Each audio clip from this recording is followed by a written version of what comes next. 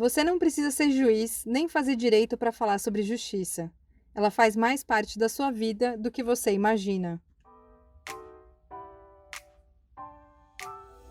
Meu nome é Debs e está começando mais um Papo Debs. Bora bater esse papo? Que tal um cafezinho para acompanhar?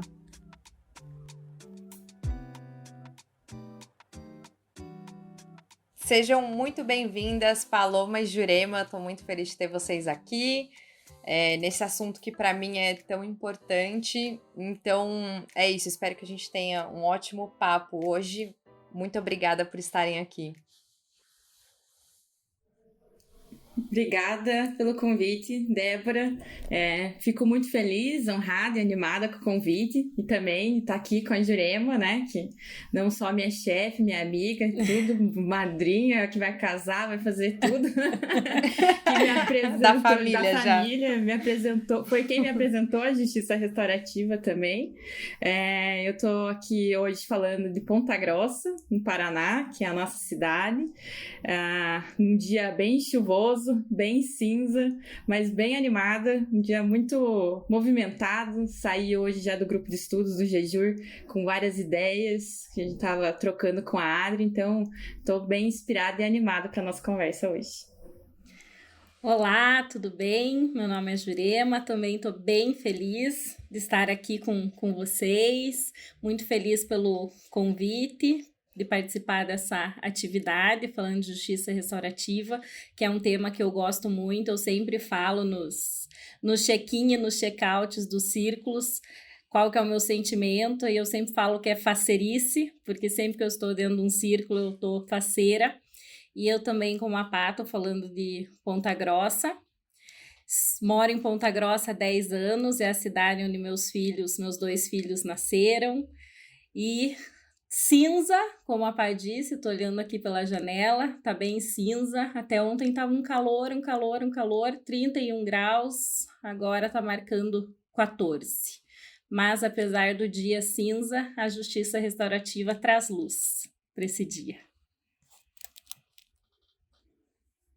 Gente, então assim, se você que tá escutando a gente estiver escutando num dia nublado, se prepare que você vai ficar animado também com essas duas pessoas, porque é isso, aqui em São Paulo também está nublado e eu já tô animada aqui de fazer essa conversa. Mas bom, chamei vocês para conversar um tema que para mim é super importante, né, que é um deslocamento, né, das referências da justiça restaurativa, que não sei vocês, mas quando eu comecei a conhecer a justiça restaurativa, né, eu sempre conheci com esse referencial de o que os Estados Unidos fazia, né, o que a Nova Zelândia fazia, o que a Europa fazia, e aí fui, né, me especializar nos Estados Unidos, vamos entender como que eles fazem, enfim. E aí, quando eu comecei a praticar a justiça restaurativa, eu comecei a sentir uma dificuldade de adaptar o contexto, né, das práticas que eu ia aprendendo com esse referencial norte-americano para o que eu vivia aqui no Brasil, para os desafios, estruturas, etc, né? E nesse questionamento, assim, que eu fui buscar, pesquisar sobre, bom, o que é feito aqui no Brasil, né, enquanto justiça mesmo, talvez nem com o nome de justiça restaurativa, mas de pensar a justiça, de construir algo novo. E nesse caminhar que eu encontrei, né, a obra do Solear, a Justiça Restaurativa, né, de poder mudar um pouco esse foco. E eu queria saber, assim, de vocês, o que esse tema diz respeito sobre a trajetória de vocês, por que faz sentido isso ou não faz sentido para vocês, enfim. Acho que eu vou abrir então para falar um pouquinho. Por favor, faça as honras. Traga sobre o Solear, Pá. E a nossa formação, né, tanto minha quanto da Jurema, né, foi uma formação do entendimento da justiça restaurativa já dentro do tribunal, né, já a justiça restaurativa institucionalizada, né, a nossa formação foi nesse sentido, né, o trabalho já foi sempre trabalhando nesses aspectos mais fechados do sistema, né, então colocando de acordo com resoluções, portarias, né, sempre numa preocupação também em relação ao método, né, a construção, a técnica. E essa formação, que ela é institucional, no primeiro momento, ela aparece, né, ela traz essas informações e a necessidade de a gente trazer também um pouquinho mais de teoria e um olhar mais crítico para outras questões que vão surgindo quando a gente começa a compreender, né, a justiça restaurativa na prática, que vai atender os sujeitos, aí percebe que a rede não está articulada, ou que a pessoa não está tendo acesso a algum serviço público, ou que ela não está alcançando, né, os seus direitos, a sua dignidade. E nesse movimento foi causando angústias e também dúvidas, né, sobre as potencialidades da justiça restaurativa, então, para os jurisdicionados, né, para esses sujeitos. Como que o judiciário estava se articulando com a rede, né, ou com o serviço público, ou com as prefeituras, né, como que as legislações municipais estavam colocando a justiça restaurativa até como uma política pública municipal para poder auxiliar e cada vez mais, né, as escolas e tal. E daí, nesses movimentos que a gente ficou, né, principalmente estava com a Glaucia, né, que organizou junto o livro, né, discutia muito, conversava muito sobre as limitações, né, e nessas dúvidas e nessas angústias que a gente começou a estudar um pouquinho mais sobre essa questão mais relacionada ao trauma, às violências estruturais, e nesse percurso de buscas e de pesquisas, né, eu sou pesquisadora, estou terminando meu doutorado, a Glaucia já é doutora, a Jurema, né, está no mestrado, né, então a gente já está nessa área de pesquisa, né, sempre procurando, articulando muito a teoria com a prática, né.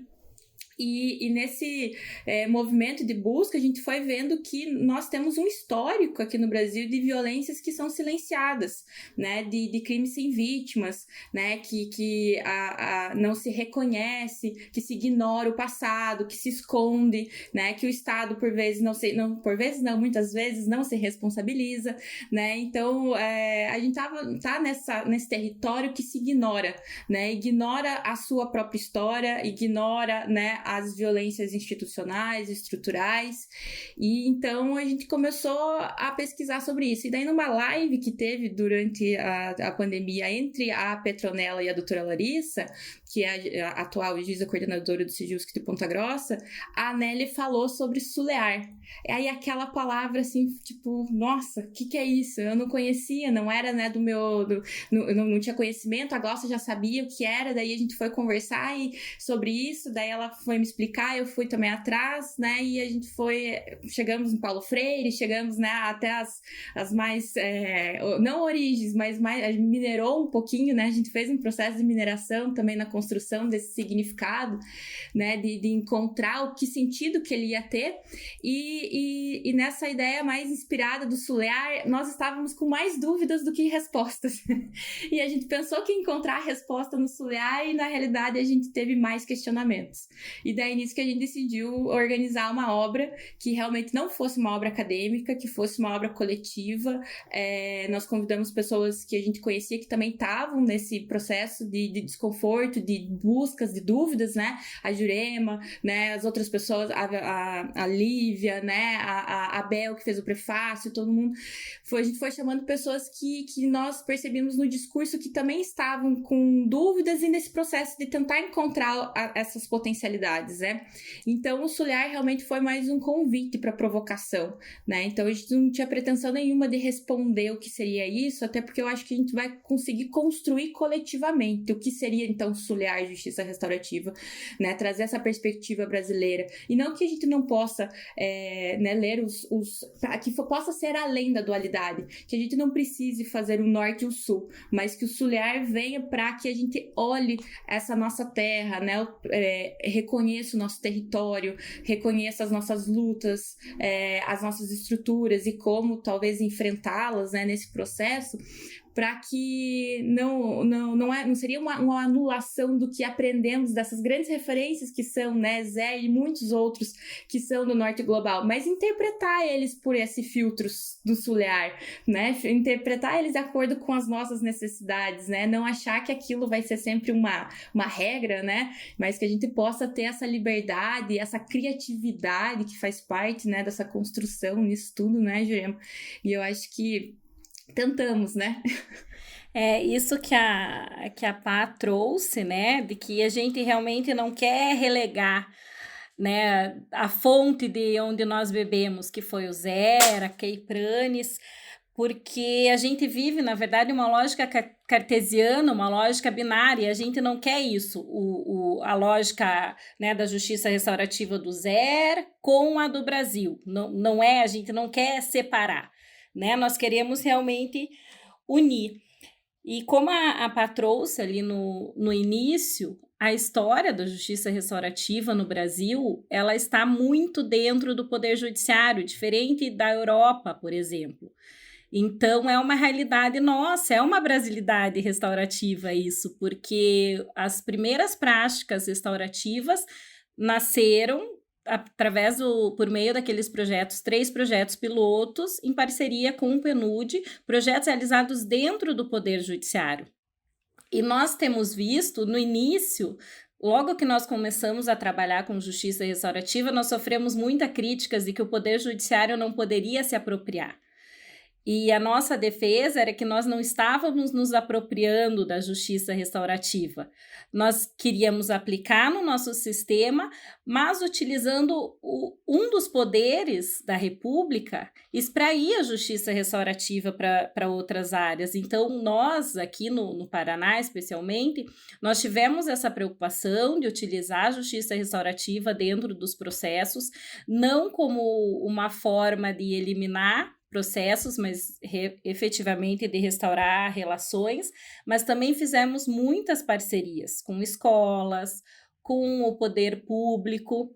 Então, a justiça restaurativa está muito inserida dentro dessa nossa realidade do poder judiciário, porque nós, eu falo como juíza, né? Nós do poder judiciário, nós, em algum momento da história do Estado, nós nos apropriamos do conflito. O Poder Judiciário chegou à conclusão que o Estado chegou à conclusão de que as pessoas não poderiam resolver seus conflitos, e então o Poder Judiciário se apropriou. E nós fomos vivendo várias ondas dentro do Poder Judiciário, especialmente depois da Constituição de 88, em que o acesso à justiça foi muito grande, porque nós vivemos um período histórico de privação de direitos na época da ditadura militar, e nós tivemos a Carta Cidadã, que oportunizou as pessoas, que facilitou o acesso das pessoas ao Poder Judiciário, e com isso nós abraçamos ainda mais esse poder de decidir pelo cidadão. Claro, foi um movimento importante dentro do contexto histórico daquela época, mas hoje nós estamos chegando à conclusão de que aquilo que nós aprendemos na faculdade de Direito, de que o juiz substitui a vontade das partes, aplica a lei ao caso concreto e faz justiça, não é mais uma realidade. Né? O juiz não consegue mais fazer justiça em todas as situações. Eu não estou dizendo que a sentença judicial, que o poder judiciário não é necessário para alguns casos, nós temos conhecimento de que mas para tantos outros em que nós vislumbramos relações multiplexas, a sentença judicial ela não é suficiente para se fazer essa justiça que nós aprendemos na faculdade de Direito. Então, a justiça restaurativa, ela vem acalentar, né? Vem trazer esse poder, na verdade, que o judiciário tem de resolver efetivamente o conflito e de fazer justiça. Devolvendo, eu acho que nós estamos nessa onda agora do Poder Judiciário de devolver o protagonismo do conflito para aquelas pessoas que estão diretamente ou indiretamente envolvidas nele. Sim, e eu acho que, trazendo o que você colocou agora, Jurema, o que eu vislumbro, assim, né, não, sei lá, de fora do judiciário, né, por não fazer parte, É que a minha compreensão não é de que, na verdade, a questão é muito sobre a cooptação, né, da justiça restaurativa pelo judiciário, mas é questionar o protagonismo na implementação, né? E eu acho que esse questionamento ele é extremamente válido e importante, porque tem uma simbologia, para além da prática vivida, mas tem uma simbologia de poder, né? Quando é o poder judiciário que vai atrás da escola para ver o que a escola vai fazer, ou ainda que seja uma parceria, né?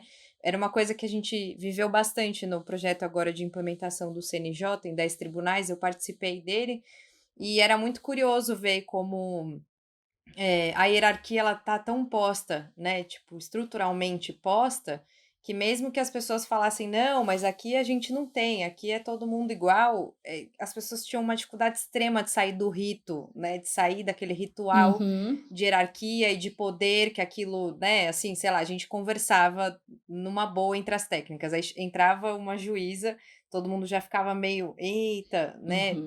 Vamos falar um pouco menos, vamos falar um pouco. E que é isso, é natural do sistema, né? Isso foi construído, não é algo da pessoa especificamente, né? Mas é algo estruturalmente construído.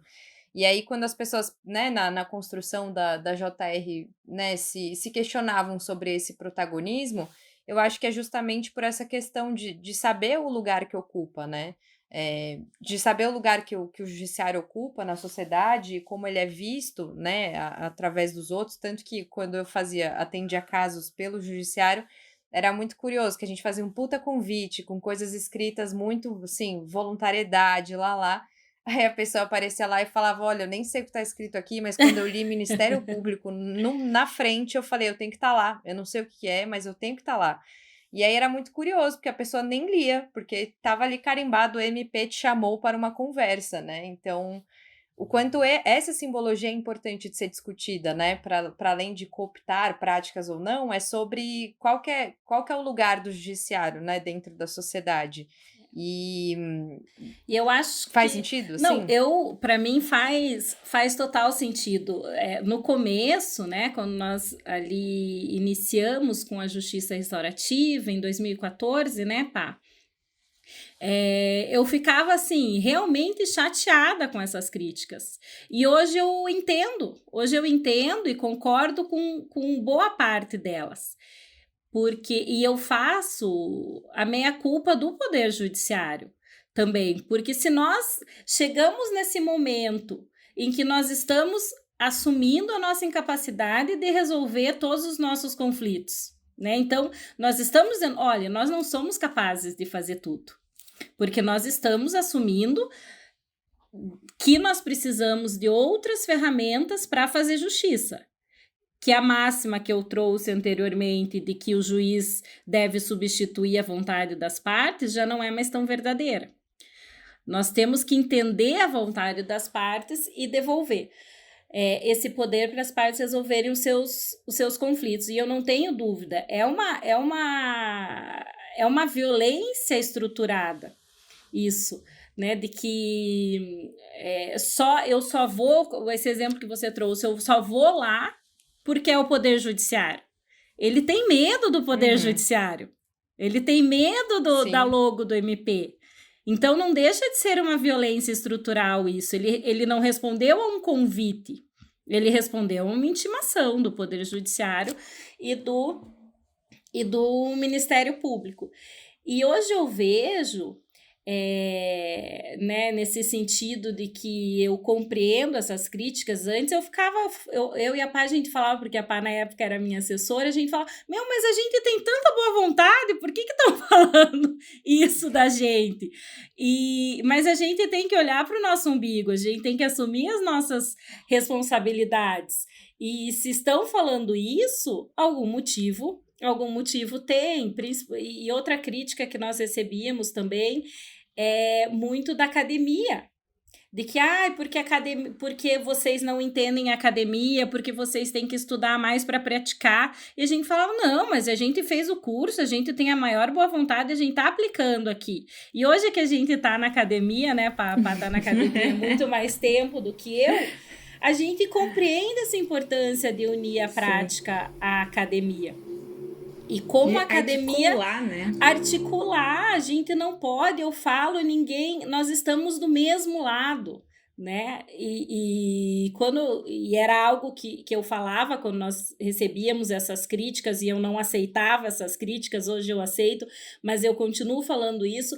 Academia, as pessoas que trabalham com justiça restaurativa fora do Poder Judiciário, nós estamos do mesmo lado.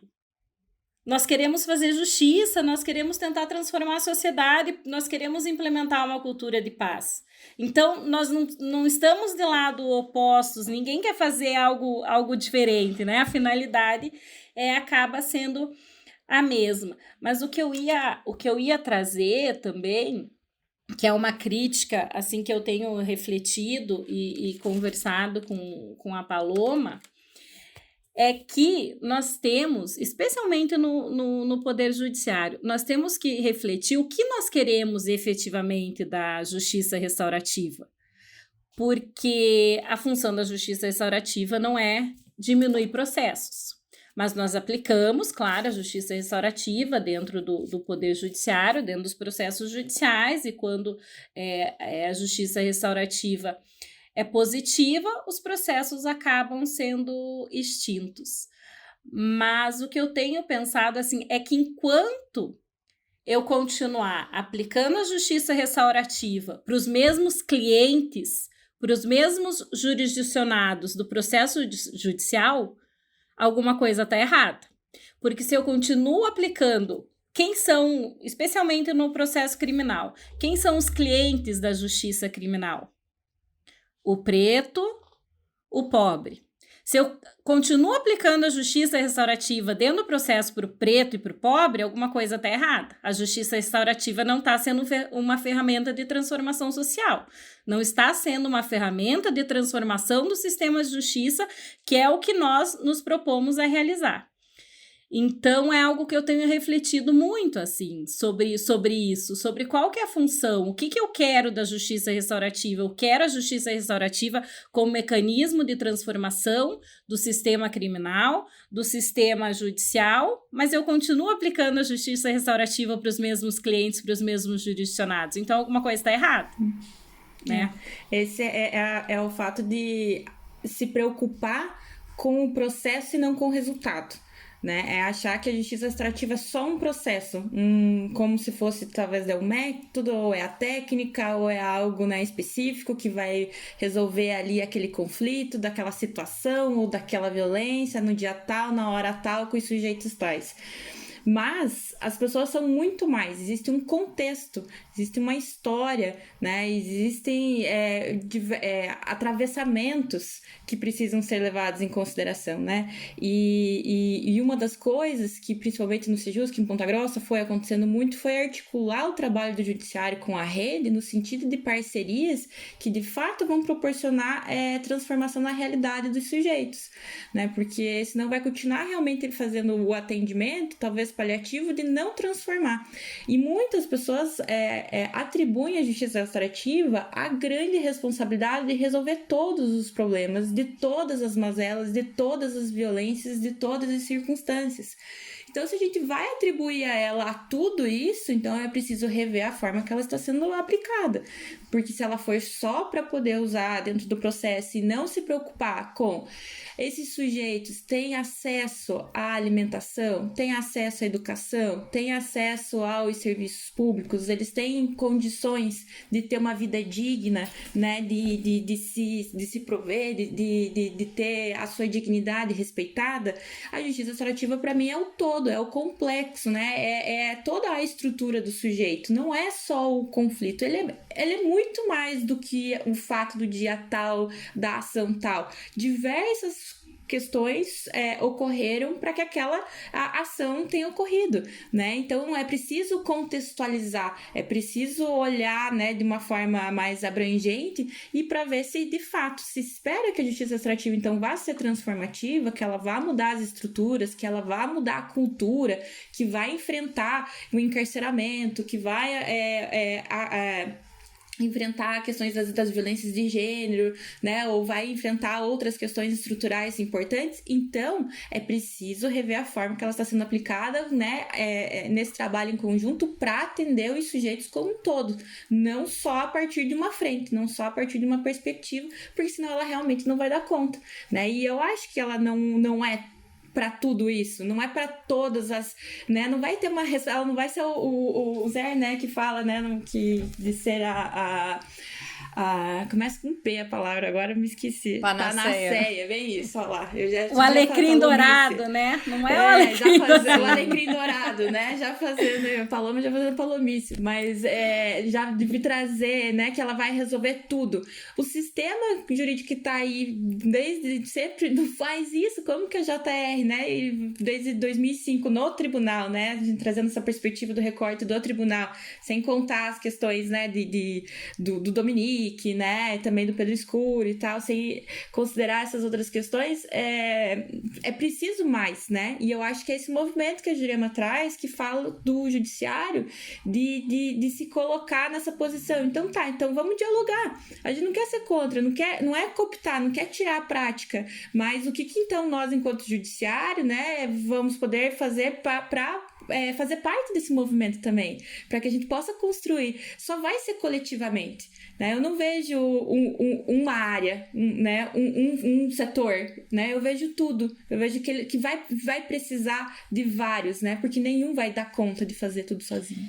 E quando a gente fala, né, Paloma, que a justiça restaurativa, ela precisa ser um movimento transformativo e não só para a resolução dos conflitos judicializados, a gente não quer dizer que não são importantes as práticas que nós realizamos, os projetos que nós realizamos, porque os resultados são muito positivos dentro do Poder Judiciário, dos projetos de justiça restaurativa e da aplicação da justiça restaurativa nos processos judicializados. O que a gente quer dizer é que nós já realizamos muito disso e agora está na hora de nós pensarmos em algo maior.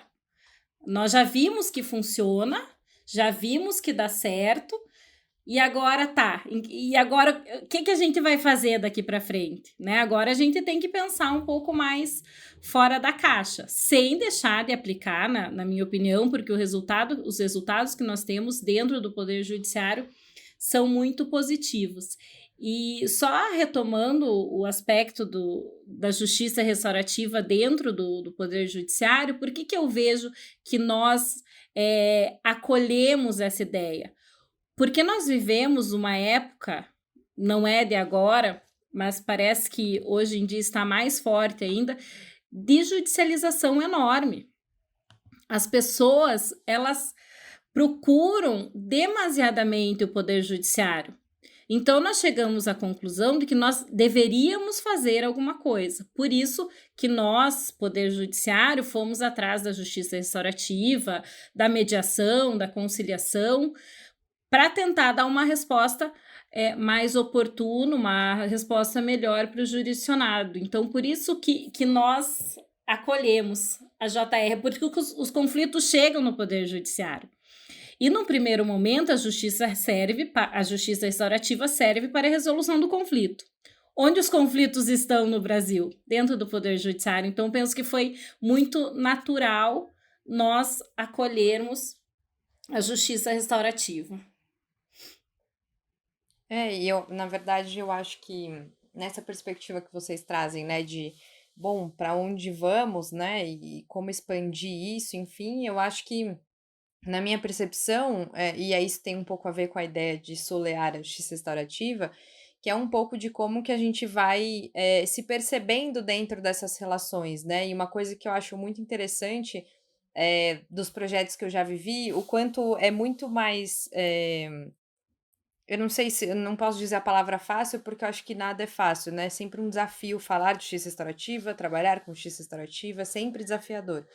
Mas é mais rápida a associação de justiça restaurativa para o conflito das pessoas do que para a instituição transformar a sua própria estrutura. E aí, não só dizendo o Poder Judiciário, né? Estou dizendo de qualquer instituição, seja numa escola, briga entre alunos, a gente vai usar a JR, mas também para ver aqui a nossa hierarquia entre diretora, professora, as relações de violência entre os professores, aí a gente já não consegue mexer, porque é algo estrutural, né? Tem uma coisa ali que é como a gente pode pensar na própria sociedade, né? A gente usa nos conflitos ali que despontam, mas a gente tem dificuldade de entender isso estruturalmente, seja no machismo, seja a LGBTfobia, enfim, né? A questão estrutural de olhar para dentro, ela é muito mais complexa, porque é isso. E eu queria agradecer, Jurema, a sua sinceridade de tipo, bom, antes eu odiava as críticas, né? Tipo, me sentia ofendida. Porque Foi um acho que é isso, se a processo, gente né? não. Foi um processo. Sim, eu acho que se a gente não é nem admitir, né? Mas se a gente não troca sobre isso, fica uma questão ali que ninguém fala, mas ela existe. Então, é isso, né? Tá tudo bem a gente perceber e se percebendo nesses processos, né? Porque da mesma forma que eu de fora tenho as minhas questões e que preciso ir trabalhando nelas, né? Que não dizendo ao Poder Judiciário, mas quando as pessoas falam, ai, Débora, você é branca privilegiada, como que é a sua prática de JR? Você inclui as pessoas? Não? Para quem você está falando de JR? E não é ok, não é tranquilo escutar isso, né? Sim. Mas é sempre um convite de como que vamos além, né? Tipo, como que eu, Débora, posso ir além do que eu tô fazendo aqui, que geralmente é o que a minha estrutura permite, né? O que eu já tô acostumada a fazer.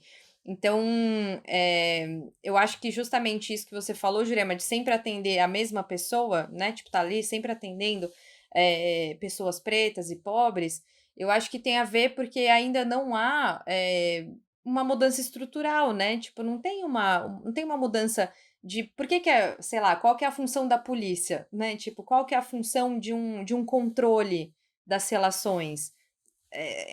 No Brasil é um objetivo bem claro, né, de criminalizar certos corpos, de criminalizar certas existências. Então, quando a gente parte dessa estrutura, é óbvio que quem chega ali vai ser sempre essa mesma pessoa, né? Essa mesma pessoa criminalizada, essa mesma pessoa estigmatizada. Então, eu fico pensando o quanto no desenvolvimento da justiça restaurativa, e eu tô falando que eu sinto falta disso, assim, de coração mesmo, de espaços que a gente possa pensar e refletir sobre os nossos lugares, sobre o que a gente está fazendo, sem esse lugar de que a gente não dialoga, porque você é de dentro do judiciário, eu sou de fora, a pessoa é da academia, a pessoa é da.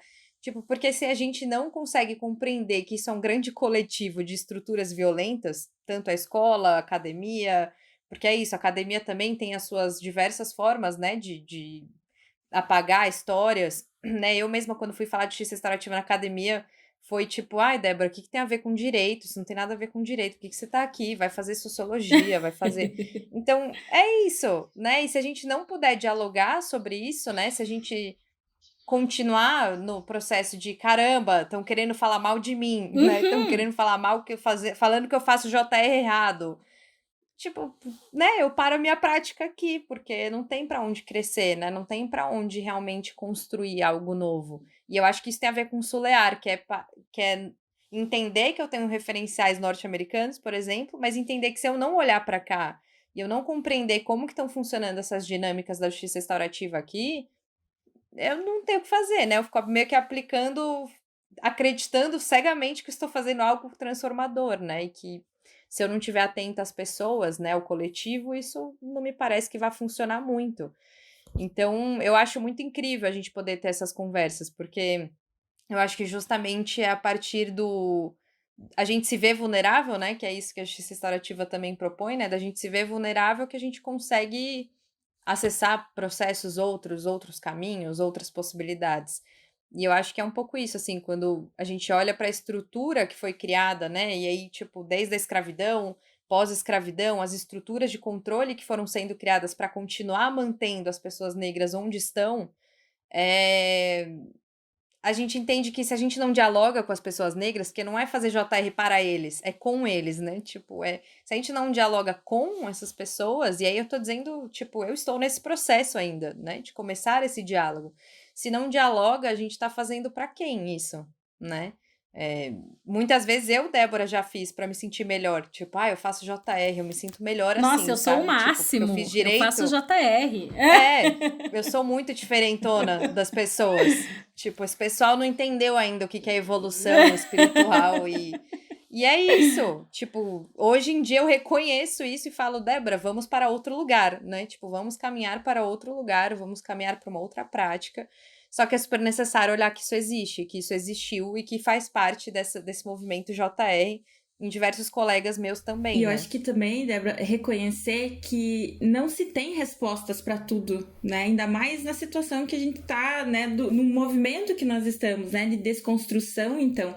Nós tivemos, eu acho que também foi a maioria da formação de quase todos inicial, né? Que a gente tem o livro do Zer, tem o livro da Kay, né? Foram aquelas traduções específicas, né? Da editora específica. Então, reconhecer, por exemplo, as literaturas de justiça restaurativa da América Latina, né, da África do Sul, dos outros países africanos, de outros países, também foi um processo de reconhecer, porque a gente não tinha acesso, para quem, por exemplo, não tem acesso à outra língua, né, de ter, compreender o que estava escrito lá, de ter essas traduções, de ter uma acessibilidade, né, em relação a essas construções. Daí, e por isso que até o próprio Solear parte da ideia de que os livros são gratuitos, né, então de distribuição, que a gente possa fazer esses compartilhamentos para cada vez mais discutir sobre isso, porque a gente não tem nenhuma resposta, mas a gente precisa conversar, dialogar, perguntar também e reconhecer que também é responsabilidade nossa fazer parte dessas transformações, né? É muito de questões opressoras querer ignorar, né, o que tá ali e fingir que não aconteceu, né? O Galeno tem uma frase que fala que para que algo não exista, basta decretar que não existe, né? Então, é muito de governos autoritários, de falar, não, então não vamos falar sobre isso, isso é um tabu, isso não pode, né? Então, até não só as instituições, mas quando o governo, o Estado em si não reconhece essas violências que praticaram, seja a ditadura, seja as mortes por policiais, seja até a própria questão da pandemia, ele crê que aquilo não existe, e daí não assume a responsabilidade sobre aquilo. Só que ele quer provocar processos reflexivos nos outros, porque é sempre o outro, né? Mas daí a instituição assim, né, por vezes não se provoca a se reconhecer, né, os danos que às vezes causa na própria sociedade, né? Então eu acho que a justiça restaurativa, se a gente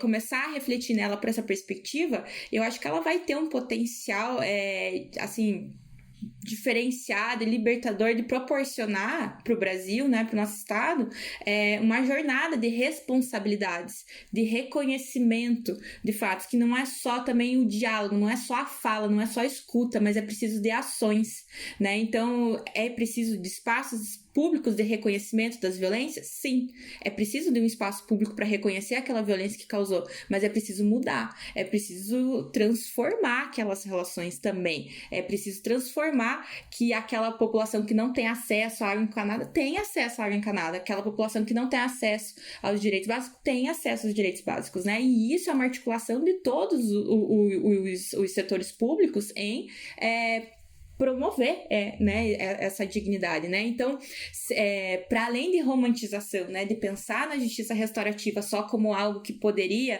né, sempre no potencial dela de que ela promove a cura, promove restauração, promove, né, processos de reflexão, mas também pensar nela no potencial subversivo, revolucionário e radical que ela tem de enfrentar estruturas, que é isso, que a gente que estava dentro de um sistema parou e pensou, poxa, olha, né, tem sentido isso que a gente tá fazendo, vamos parar aqui, frear, dar um passo para trás e ver, se colocar e se responsabilizar também, passar por processos de transformação que também são dolorosos, que também são difíceis e construir juntos para tentar talvez realmente transformar as relações, né? Sem deixar que o passado se esconda, né? Usar aquilo e se apagar, não, aquilo aconteceu, então vamos reconhecer o que a gente pode fazer então agora para né, de certa forma conseguir fazer coletivamente ou reconstruir, né, fazer algumas outras questões, e também para tentar pensar em novas formas de aplicabilidade, de ação, né, de parcerias, né, em conjunto, né, para que realmente haja transformação social, que a justiça restaurativa não pare só no judiciário, não fique só como... É importante estar no judiciário, que nem a Jurema trouxe, né, tem os conflitos que estão lá, né, lidar com esses conflitos que estão judicializados por uma prática, né, um estilo de justiça diferenciado, é maravilhoso para os sujeitos que estão lá, mas e fora do judiciário, todas as outras questões, né, que a justiça restaurativa pode transformar essas relações, né? Então, o que nós podemos ver para poder viabilizar isso tudo, né? Nós, eu digo coletivo, né, com todas as pessoas, né? Não tô falando nós, judiciário aqui, porque eu não faço mais parte do judiciário. Fará eternamente, Palominha. Sempre no meu coração. E pegando um gancho também do que a Débora disse sobre o SULEAR, e realmente é isso que você trouxe, Débora. O SULEAR é esse processo colaborativo, é essa necessidade de integração que a Paloma manifestou agora também. Não é um processo do judiciário, não é só o judiciário que vai fazer justiça restaurativa e resolver os problemas do mundo.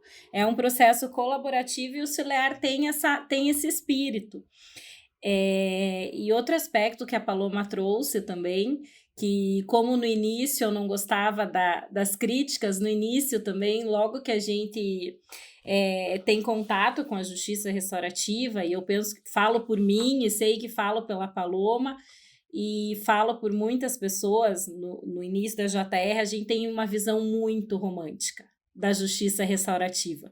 Quando a gente lê o livro do Zé, quando a gente lê o Coração na Esperança, é isso! A justiça restaurativa é o alecrim dourado, como eu disse. A justiça resolveu minha vida, resolveu a vida dos meus processos, dos meus jurisdicionados, resolveu a minha vida pessoal com meus filhos. Nossa, eu vou ser justiça restaurativa com o Cris e com o Fran, não vou mais ter problema nenhum. Gente...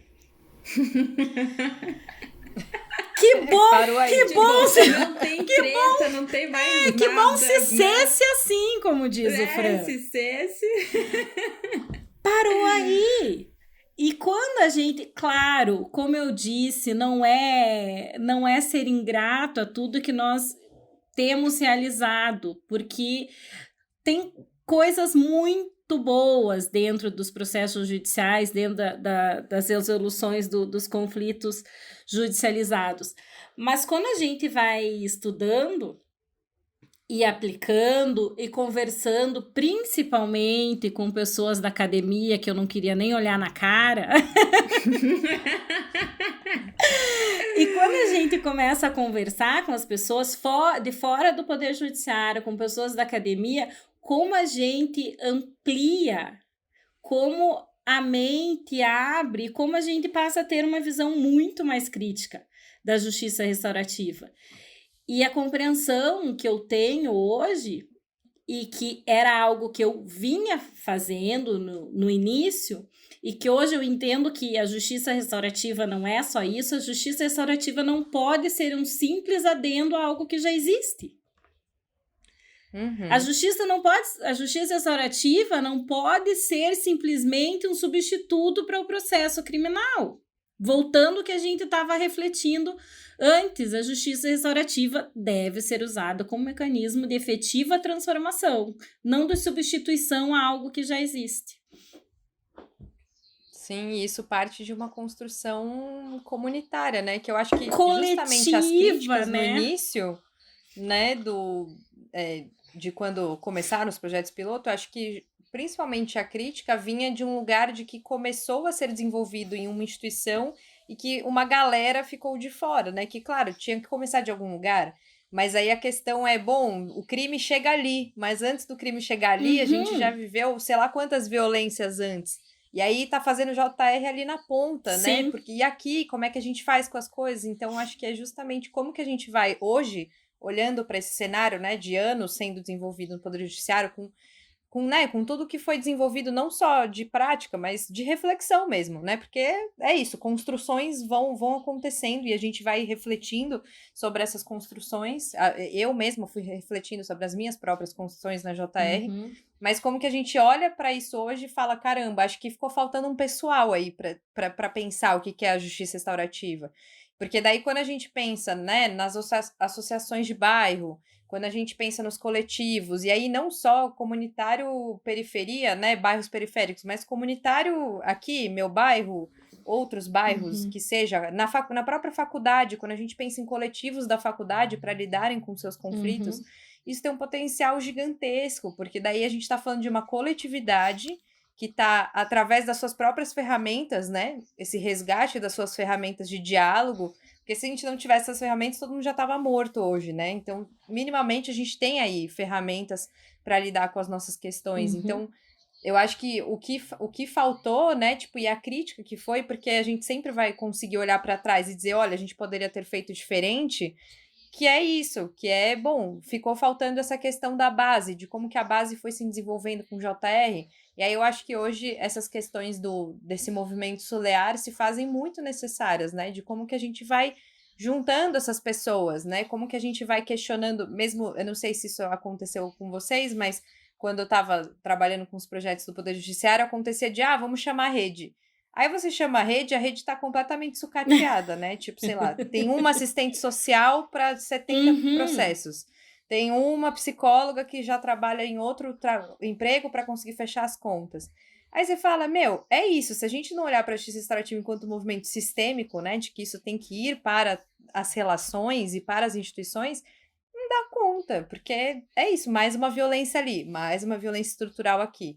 E é isso, se fica no locus, né, se ela tem um endereço, a JR, falta muita casa, né, fica faltando muita casa para olhar.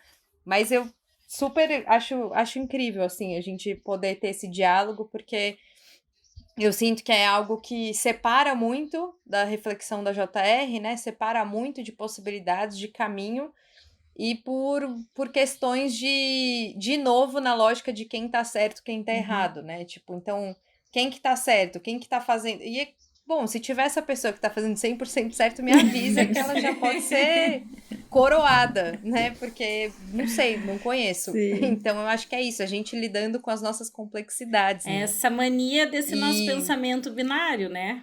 Preto e branco, certo e errado, bonito, feio. A gente tem que sair desse pensamento binário e entrar no pensamento sistêmico, senão nada vai dar certo. Sim, claro, a gente considera, né, as especificidades de cada pessoa, né, as especificidades de um poder judiciário, de uma escola, e assim trabalha enquanto precisamos chegar em algo, né, em alguma construção de justiça. Mas, mulheres, queria agradecer muito, foi muito bom ter esse papo com vocês, acho que são pontos que dariam, sei lá, quantas mais conversas pra gente ficar refletindo.